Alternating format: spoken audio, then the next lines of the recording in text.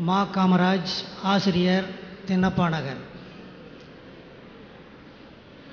உலகத்தில் உள்ள அனைத்தும் மாற்றத்திற்கு உட்பட்டது என்பது விஞ்ஞானம். அந்த அடிப்படையில் இஸ்லாத்தில் காலந்தொட்டு இன்று வரை நடைமுறையில், கொள்கைகளில், சட்டங்களில் என்னென்ன மாற்றங்கள் ஏற்பட்டிருக்கின்றன என்பதை 1-2 எடுத்துக்காட்டுகள் கூறுமாறு கேட்டுக்கொள்கிறேன். அதாவது எதுவாக இருந்தாலும் உலகத்தில் மாறுதலுக்கு உட்பட்டு தான் தீர வேண்டும். அது ஒரு பொதுவான ஒரு விதி தான். இது இப்படி இருக்குன்னா இப்படியே இருக்காது, வேற ஒரு கலராமாவும் வேற ஒரு தரத்துக்கு இது வரும், அப்புறம் ஒன்றும் இல்லாமல் அழிஞ்சு போயிடும். எல்லாமே மாறுதல் தான். நம்ம ஒரு 10 வருஷம் வேற மாதிரி இருந்தோம், இப்போ வேற மாதிரி இருக்கிறோம். இன்னொரு 10 வருஷத்துக்கு பிறகு நம்ம இருப்போமா இல்லையான்னு சொல்ல முடியாது, மாறி போயிடுறோம். இப்படி எல்லா பொருள்களும் மாறிக்கொண்டு தான் இருக்கிறது. அந்த மாதிரி இஸ்லாமோடு ஒரு 1400 வருஷம் ஆச்சு.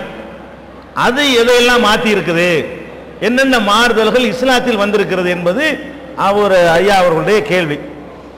எல்லாமே மாறுதலுக்கு உரியது என்றாலும் இஸ்லாமிய நம்பிக்கை பிரகாரம் கடவுள் அவருடைய வார்த்தைகள் மாறக்கூடாது.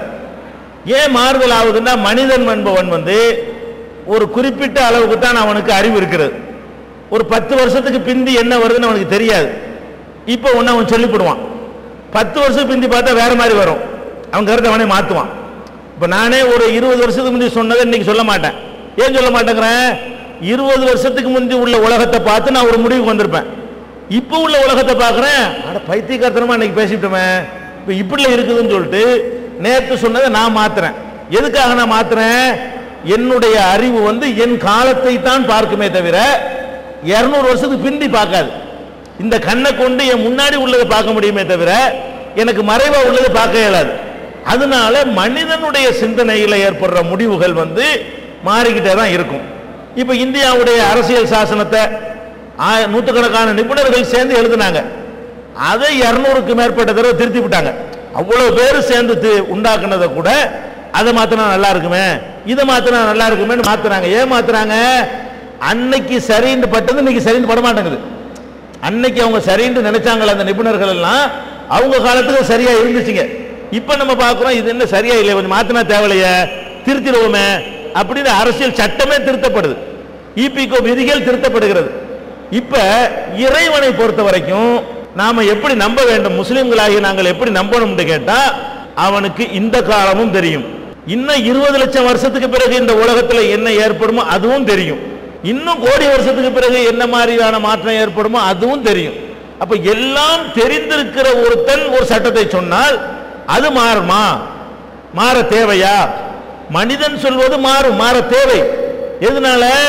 மனிதனுடைய அறிவு ஒரு லிமிட்டட், ஒரு எல்லைக்குள்ள உட்பட்டதாக இருக்கிறது. கடவுளுடைய அறிவு, கடவுள் நம்பிக்கை உள்ளவர்களுக்கு, கடவுள் நம்பிக்கை இல்லாட்டி அவங்களுக்கு ஒரு நிலைப்பாடு இருக்கலாம். கடவுளை நம்புற மக்கள் எப்படி நம்பணும்? கடவுளுக்கு எல்லாம் தெரியும். அவர் ஒரு மிஸ்டேக் ஆகா விளங்காமையில சொல்லிவிட்டேன் அப்படின்னு கடவுள் திருத்தினார்னு சொன்னா அவர் கடவுளே இல்லை. மனுஷன் திருத்தினா குறை கிடையாது. எனக்கு என்னப்பா தெரியும், அன்னைக்கு உள்ளதை வச்சு நான் சொல்லிவிட்டேன் அப்படின்றலாம். கடவுள் ஒன்று சொல்லிவிட்டு ஆஹா தப்புல பண்ணிவிட்டேன் அப்படின்றாருன்னா இவர் கடவுளா? அப்ப நாங்கள் இஸ்லாத்தில் நாங்கள் எப்படி நம்புறோம்னு கேட்டா, இந்த சட்டங்கள் கடவுள் தந்தது நம்புறோம். இப்ப கடவுள் தந்திருக்கும் பொழுது எல்லா காலத்துக்கும் அது பொருந்துற வகையில் தான் இருக்கும். அதுல ஒரு மாற்றமும் அவசியம் இல்லை. மனுஷன் செய்யற முடிவுகளுக்கு தான் மாற்றங்கள் வரலாம், கடவுள் செய்யற முடிவுக்கு மாற்றம் வரும்னு ஒருத்தர் நம்பினால் அவர் கடவுளே நம்பாமல் இருக்கணுமே தவிர, கடவுளை நம்பிக்கொண்டு அந்த மாற்றத்தை நம்புறாருன்னா கடவுளை கேவலப்படுத்துறாரு ஆயிரும்.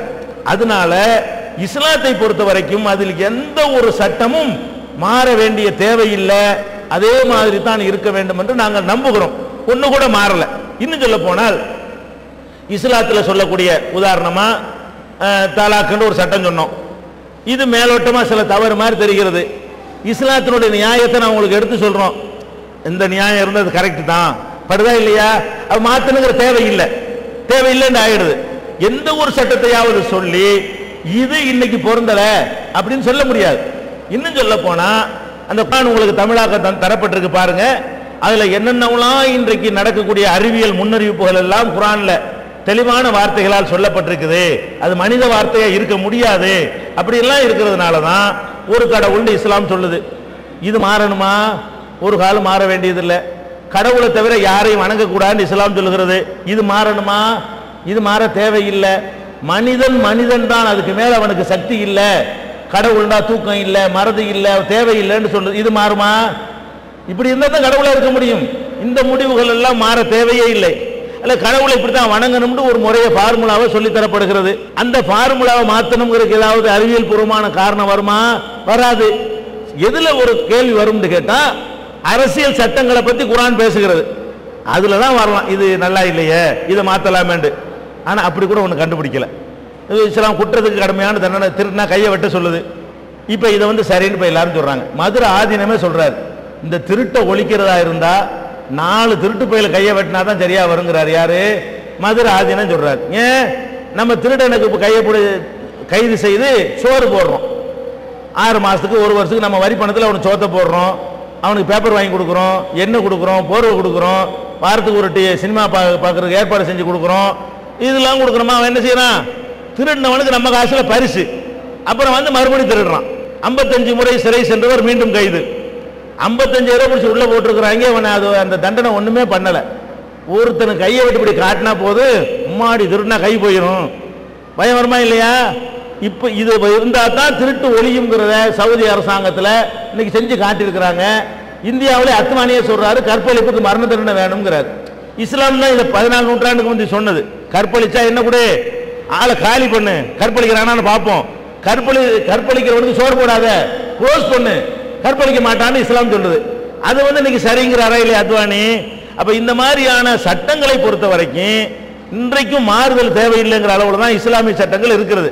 எது மாறுதல் கேட்டா, குர்ஆன்ல இல்லாம முஸ்லிம்களா சிலர் உண்டாக்கி வச்சிருப்பாங்க, அது குர்ஆன்ல இருக்காது. அதெல்லாம் மாறிக்கிட்டு வருது. குர்ஆன்ல இருக்காது. இவங்கெல்லாம் தர்கான்னு ஒன்று வச்சிருக்கிறான், இது இஸ்லாத்துல இல்ல, இது இப்ப தப்புன்னு சொன்னா மாத்திட்டு வந்துடுறாங்க. இப்படித்தான் மாறுமே தவிர குர்ஆன்ல இருக்கிற ஒரு விஷயம் இதுவரைக்கும் மாறல.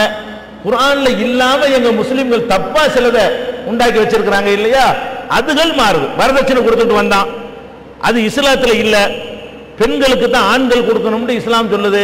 இந்த வரதட்சணை வாங்குற பழக்கம் உள்ளவங்க திருந்தி மாத்திக்கிட்டாங்க. மாறுறது இஸ்லாம் இல்ல, இவன் தப்பா இருந்ததை மாத்திக்கிட்டானே தவிர இஸ்லாம் சொன்னது வாங்கக்கூடாதுங்கிறது தான். இப்படியான மாறுதல்கள் நிறைய சமுதாயத்தில் ஏற்பட்டிருக்கிறது. குர்ஆன்ல சொல்ல எந்த ஒரு சட்டத்தையும் இன்னைக்கு வரைக்கும் உலகத்தில் உள்ள எந்த முஸ்லீமும் மாற்றணும்னு தோணவும் இல்லை, நாங்கள் கேட்கவும் இல்லை. மற்றவர்கள் கூட இது மாற்றுற அளவுக்கு மௌட்டிகமா இருக்குது என்று விமர்சிக்க முடியாத அளவுக்கு இருக்கிறதுனால கடவுள் சட்டங்கள் மாறக்கூடாது என்ற அடிப்படையில் நாங்கள் மாற்றம் தேவையில்லைன்னு நினைக்கிறோம். அல்லாஹ்